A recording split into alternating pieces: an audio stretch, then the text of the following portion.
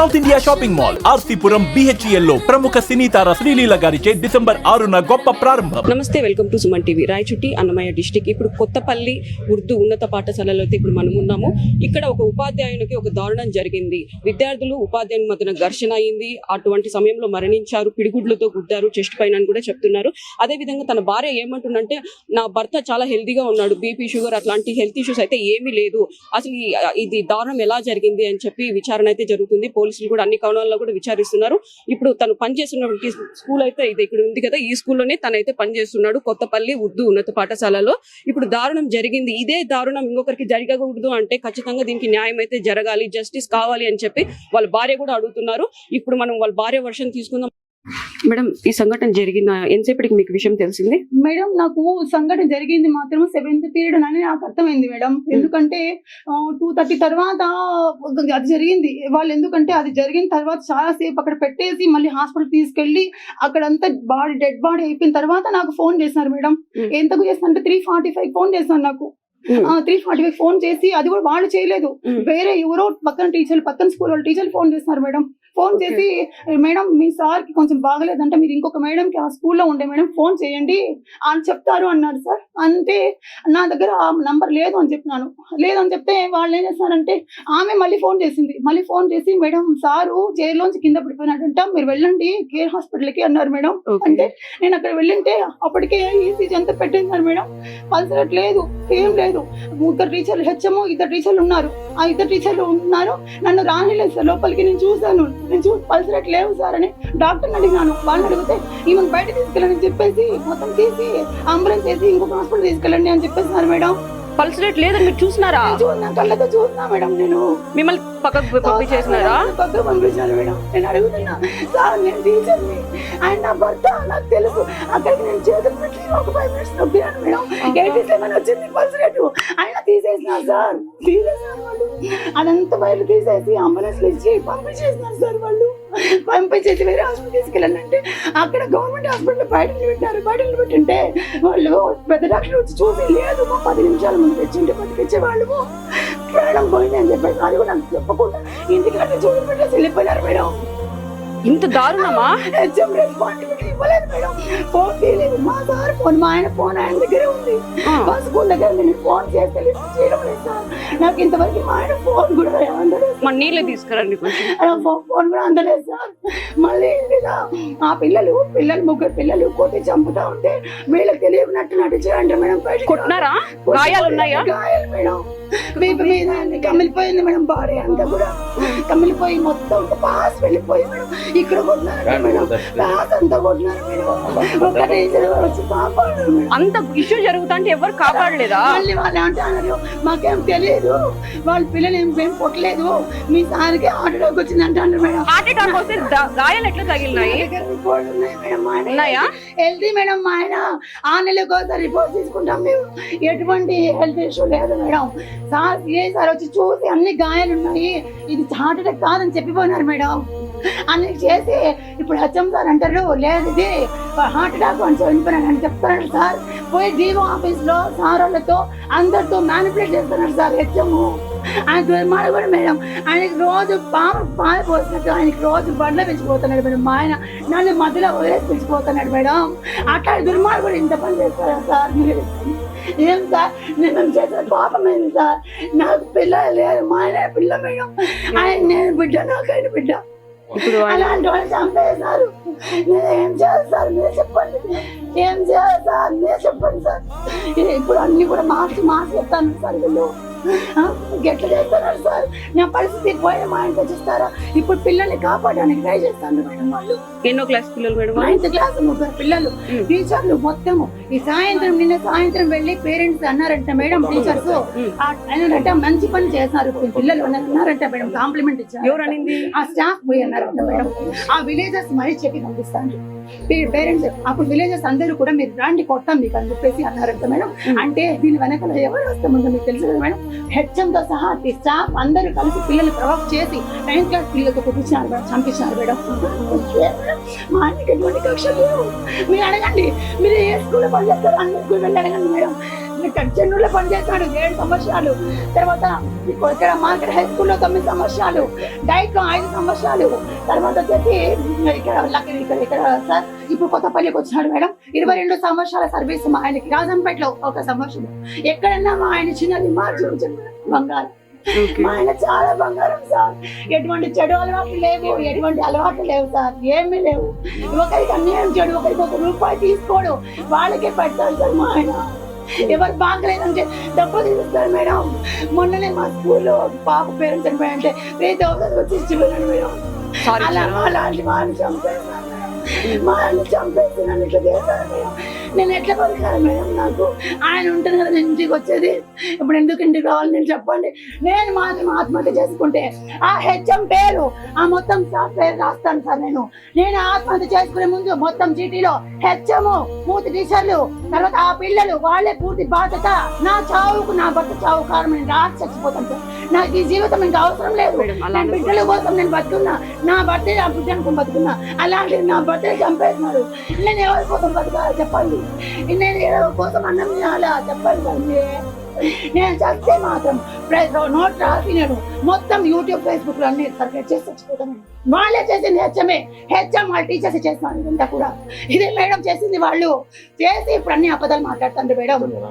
HM నా షబ్బీరు వాడు రోజు ఫోన్ చేసేవాడు. తినే అన్నం గిన్నె వదిలేసి వెళ్ళేవాడు. మా ఆయన బండిలో ఫోన్ చేస్తాడు సార్. ఫోన్ చేసేది సార్ ఎజాజ్ సార్ ఎక్కడ ఉన్నాడు రా, నేను అడిగినా అంటే తినే గిన్నె వదిలేసి తినే టిఫిన్ అంటే కూడా లేదు. మా హెచ్ఎం సార్ ఫోన్ చేస్తాడు అనేసి పోయి అక్కడ బంగ్లా దగ్గర నుంచి ఇక్కడ చెక్ పోస్ట్ దగ్గర నుంచి పోయి స్కూల్లో దింపేసి అలాంటి వాళ్ళు ఇప్పటి వరకు వాళ్ళ స్కూల్ నుంచి ఏ ఒక్కరు వచ్చింది లేదు.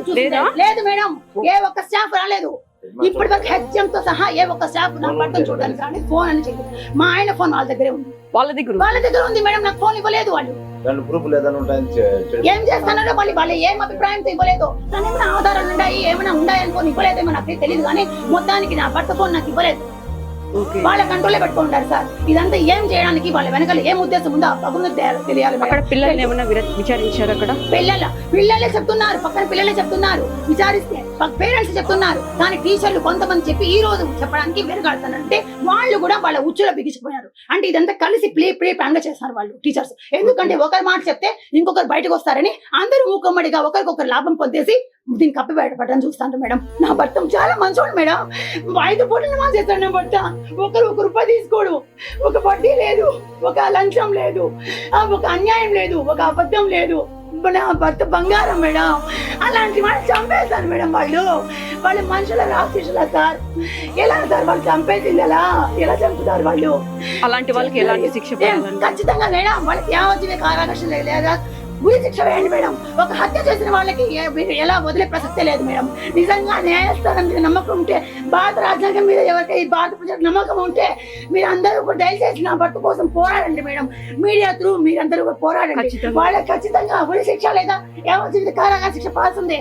ఎక్కడి నుంచి హెచ్ఎం స్టాఫ్ దగ్గర నుంచి వాళ్ళకి అందరికి ఉద్యోగం డిస్మిస్ చేయండి మేడం. సస్పెన్షన్ కూడా అవసరం లేదు. వాళ్ళు అటువంటి ఉద్యోగానికి పనికే రారు. ఒక టీచర్ ఉద్యోగం చేస్తూ ఉండి వాళ్ళందరూ కూడా ఒక టీచర్ చంపేసినారు మేడం. వాళ్ళందరూ కూడా వాళ్ళకి ఉద్యోగాలు అవసరం లేదు. వాళ్ళకి అవసరం లేదు సార్ ఉద్యోగాలు. వాళ్ళని డిస్మిస్ చేయించండి దయచేసి. మీ దండం పెడతా, మీకు మీ కాళ్ళు మొక్కుతా మేడం.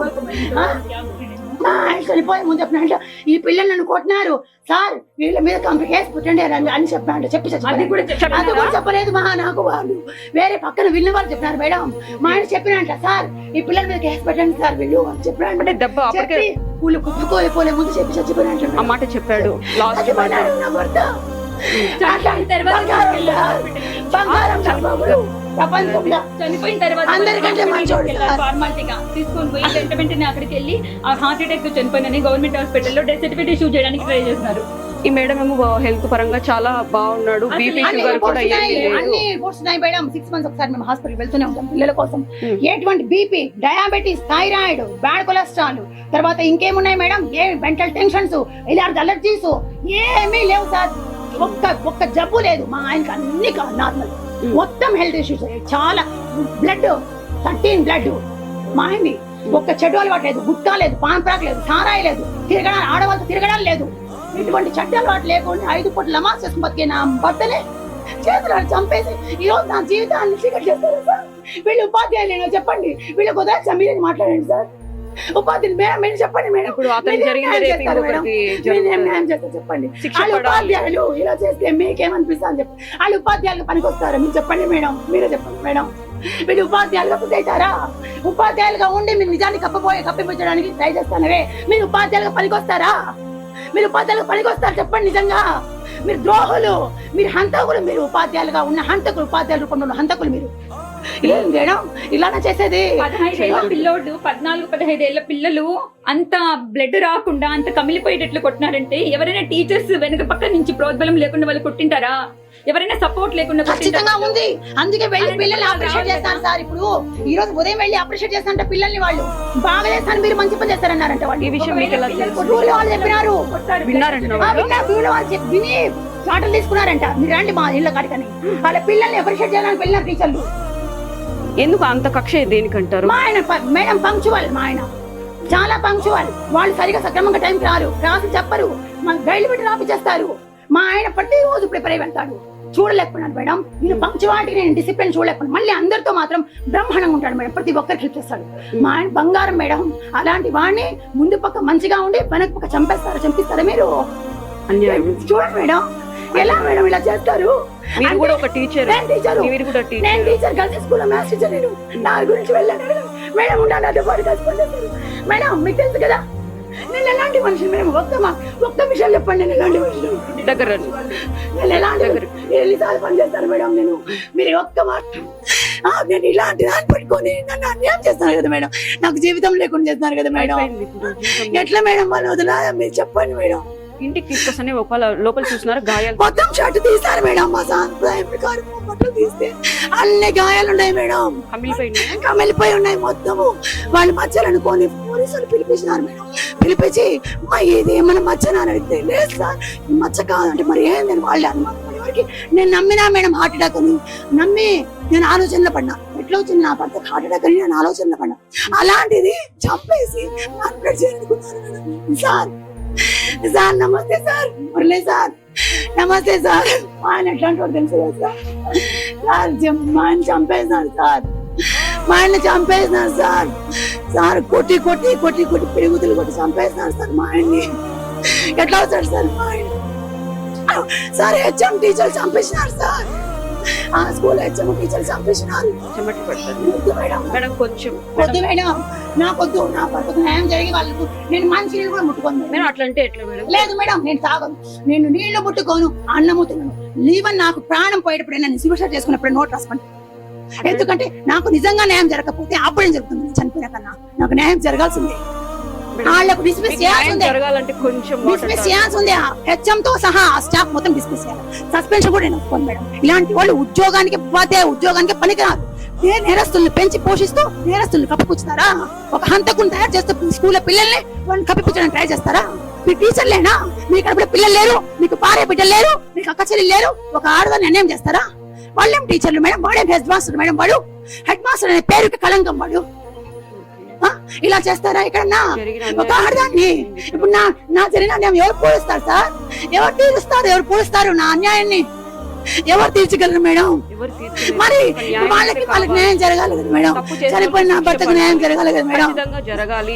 కాకపోతే న్యాయం జరగాలి. మీరంతా మీరు న్యాయం చేయండి సార్, దండం పెడతాను సార్. చనిపోయిన నా భర్త ఆత్మన శాంతిస్తుంది సార్. మీరు దండం పెడతారు సార్. మేడం మీరు న్యాయం చేయండి మేడం. నా భర్త ఆత్మకన్నా శాంతి కలుగుతుంది మేడం. ప్రతి ఒక్కరు చూస్తే జస్టిస్ అవ్వాలని ప్రతి ఒక్కరు వాళ్ళని పెట్టలేకండి సార్. ఆ హెచ్ఎం టీచర్లను ఉద్యోగం పెట్టగాకండి. ఆ పిల్లల్ని యావజ్జీవిత శిక్ష వేయండి. జీవితంలో ఏ టీచర్ కి ఇలాంటి నరకం చూడకూడదు. నా భర్త నరకం చూసి ఎంత ఏడ్చినాడు, ఎంత అనుభవం, ఎన్నిసార్లు నన్ను తలుచుకుంటాడు మేడం. నేనంటే పిచ్చి ప్రేమ మేడం ఆయనకి. ఎంత ప్రేమ మేడం నేనంటే. ఎన్నిసార్లు అడిగింటాడు నన్ను. అట్లా చంపేసినాను సార్. పండు చేతులాలు చంపుతాను. లాస్ట్ ఏం మాట్లాడినారు మేడం మీతో ఇంట్లో నుంచి బయటకు వెళ్ళేటప్పుడు? గానీ నాకు స్కూల్ దగ్గర డ్రాప్ చేస్తున్నారు మేడం.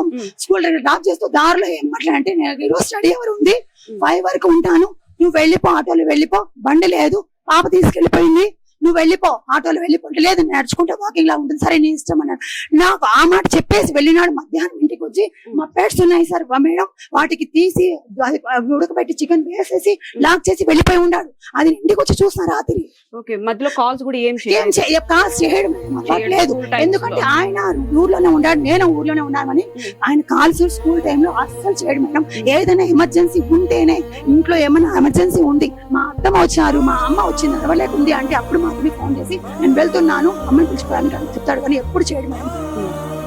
అలాంటి మనిషి 5 గంటలకు వస్తాడు ఇంటికంటే నాకు 4 గంటలకి నా చేతికి సెలవు ఇస్తారు సార్ వాళ్ళు. చూడండి సార్, 3:30కి 3 గంటలకి 40కి ఇంటర్వెల్ అయిపోయిన తర్వాత శవం ఇస్తారా సార్? వాళ్ళు చంపేసి 4కు పిలిచి తీసుకుపోని శవం అంటారు సార్.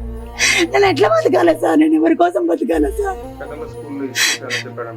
ఏం లేదు సార్, ఒకసారి మాత్రం చెప్పింది ఏంటంటే ఆ పిల్లల్ని పేరెంట్ టీచర్సే ఇష్టానుసారం వాడుకుంటే అని చెప్పాను. ఎలా వాడుకోవడం అంటే ఏంటి? ఒక టీచర్ సరిపోకపోతే ఇంకో టీచర్ ఉసిగొలుపుతాను. టీచర్లే వాళ్ళు కొడతా ఉంటే తిడతా ఉంటే సైలెంట్ ఉండిపోతాను. మా టీచర్లే సరైన కాదు. ఎప్పుడు చెప్పినారు ఇది? చెప్పి కూడా దాదాపు 3 నెలల పైన అవుతుంది సార్. 3 నెలల పైన అవుతుంది. ఆ ఇష్యూనే ఇదంటారా? కాదు, మీకు కొత్త ఇష్యూ అంటే అది వేరే వాళ్ళ విషయం జరిగింది చెప్పినాడు. ఇదే ఏం చేసి ఆ జరిగింది వాళ్ళ జరిగింది. ఈ రోజు నా భర్త మీదకి వచ్చేసింది. ఓకే, చూడండి మేడం, పిల్లలు చేసిన పని పిల్లలతో చేపించినాడు. టీచర్స్ వాళ్ళని ఉసిగొలిపి చేపించినాడు. డిసిప్లిన్ పెట్టాడని. ఓకే ఓకే, డిసిప్లిన్ పెడతాడు మేడం. ఒక డ్రిల్ మాస్టర్ లేడీ అని అమ్మ పక్కన పెట్టి డిసిప్లిన్ పెడతాడు మేడం. అందుకు చంపేస్తాను మేడం. పిల్లలు డిసిప్లిన్ పెడతానని చంపేస్తాను సార్ నా భర్తని. తల్లిదండ్రుల తర్వాత గురువులే చూడండి మేడం భావిస్తారు. అట్లా చంపేస్తే ఎట్లా మేడం? చంపేసి విద్యా బుద్ధులు చెప్పేది మీరు చెప్పండి మేడం. చంపేస్తారా అట్లా? అంటే టీచర్లు చదువు చెప్పి చంపేస్తారా సార్? మరి చదువు చెప్పండి టీచర్లు ఏం చేయాలి మేడం? ఇప్పుడు చంపించే టీచర్లు ఏం చేయాలా? చదువు చెప్పే టీచర్లనే మీరు ఇంత శిక్ష విధించారు కదా, చదువు చెప్పకుండా ఇట్లాంటి పనులు చేసే టీచర్లు ఏం చేయాలి చెప్పండి? వాళ్ళు ఉరి శిక్ష కదా, అవునా కదా మేడం? థ్యాంక్స్ మేడం, మీ ఆన్సర్కి నేను నిజంగా అది జరుగుతుందో లేదో నేను మనస్ఫూర్తిగా అభినందిస్తున్నా. చదువు చెప్పే టీచర్లు చంపేస్తే చదువు చెప్పండి టీచర్లను ఏం చేయాలి? ఉరి శిక్ష వేయాలి. చదువు చెప్పండి టీచర్లను. పిల్లలకు గైడ్లు పెట్టి రాపించే టీచర్లు ఏం చేయాలి? పిల్లలు డిసిప్లిన్ గా ఉండని టీచర్లను ఏం చేయాలి? స్కూల్ రెగ్యులర్ గా రాని టీచర్లు ఏం చేయాలి? రెగ్యులర్ గా వచ్చి పిల్లలకి డిసిప్లిన్ పెట్టి క్లాస్ రోజు నోట్స్ ప్రిపేర్ చేసుకుని, ఈ రోజు కూడా చూపిస్తా మేడం నోట్స్, ప్రతి రోజు నోట్స్ ప్రిపేర్ చేసుకుంటారు మా ఆయన. నోట్స్ ప్రిపేర్ చేసి నోట్స్ చెప్తాడు పిల్లల కోసం చేస్తే మీరు చంపిస్తారా? నా పక్కనే చంపిస్తారా? అనిపించలేదు, మళ్ళీ మ్యానిపులేట్ చేయాలని చూస్తాను. పాపం అనిపించకుండా మ్యానిపులేట్ చేస్తాను. కొట్టేటప్పుడు ఎలా చేతులు వచ్చినాయి నాకు అర్థం కావట్లేదు. నొప్పిని తట్టుకుని ఎట్లా ఏడ్చుంటాడు మేడం. మనం ఇంత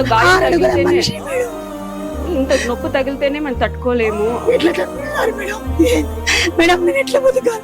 ఎవరి కోసం బతకాలి మేడం? నాకు ప్రపంచం కనిపించడం లే మేడం. నాకెవరు లేరు మేడం, నాకెవ్వరు లేరు. నాకు మా ఆయన తప్ప నాన్న లేడు, అన్న లేడు, తమ్ముడు లేడు, భర్త లేడు, బిడ్డ లేడు మేడం. పిల్లలు లేరు మేడం. ఆయన నా బిడ్డ చంపేశారు మేడం. ఏం చేయాలి చెప్పండి? పోస్ట్ మార్టం అయిందా మేడం? అక్కడ జరుగుతుందా? చూడండి మేడం, ఏం చేయాలి? Okay madam. మేడం పరిస్థితి అసలు ఏం జరిగింది?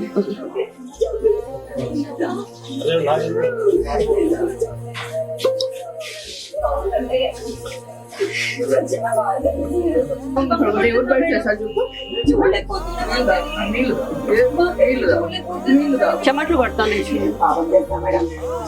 చెప్పండి, మీతో పాటు కలిసి ఎన్ని సంవత్సరాలు పనిచేస్తాం? మంచి కాలం లేదండి. చూడండి మేడం, ఏ పిల్లల్ని అన్యాయం చేయండి కదా మేడం. దేవుడు నన్ను అన్యాయం చేస్తాను. ఇప్పుడు నిన్నటి ఇన్సిడెంట్ మీద ఈరోజు స్కూల్ సందర్శించాము. టీచర్లతో మాట్లాడుతున్నాము.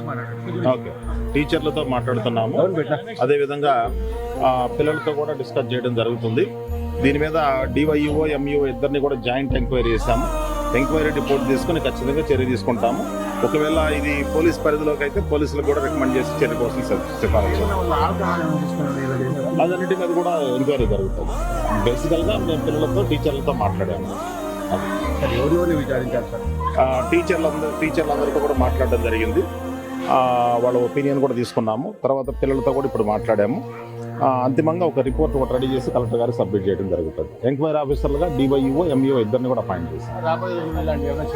తప్పకుండా ముందు ఈ సంఘటన మీద ఖచ్చితంగా చర్య తీసుకుంటాము. చర్య తీసుకొని రాబోయే రోజులు ఇట్లాంటి పునరావృతం కాకుండా ఖచ్చితంగా తీసుకుంటాం. అయితే ఇంతకుముందు జరిగినటువంటి సంఘటనల గురించి అయితే మాకు తెలియదు. యాక్చువల్ ఈ సంఘటన జరిగిన తర్వాత మా దృష్టికి వచ్చింది.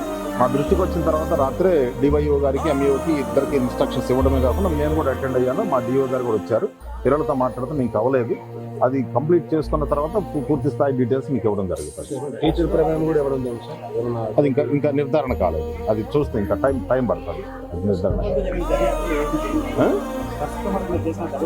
కస్టమర్కి చేసినటువంటి దర్యాప్తు అంటే ఇది దర్యాప్తు కాదు, మాట్లాడడం జరిగింది. అంటే రిటర్న్ స్టేట్మెంట్ తీసుకుంటున్నాము.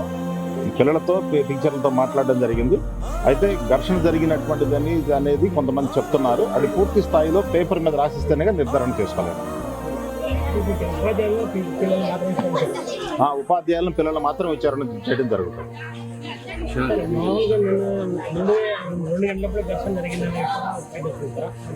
ఆ టైం గురించి కూడా నాకు తెలిసింది ఏంటంటే మా టీచర్లతో కొంచెం మాట్లాడినప్పుడు అది 7th పీరియడ్ ఆ ప్రాంతంలో జరిగినట్టుగా చెప్తున్నారు. ఏదైనా సరే పేపర్ స్టేట్మెంట్ అన్ని తీసుకుంటాము. తీసుకున్న తర్వాత పూర్తి స్థాయి నిర్ధారణ రావడం జరుగుతుంది.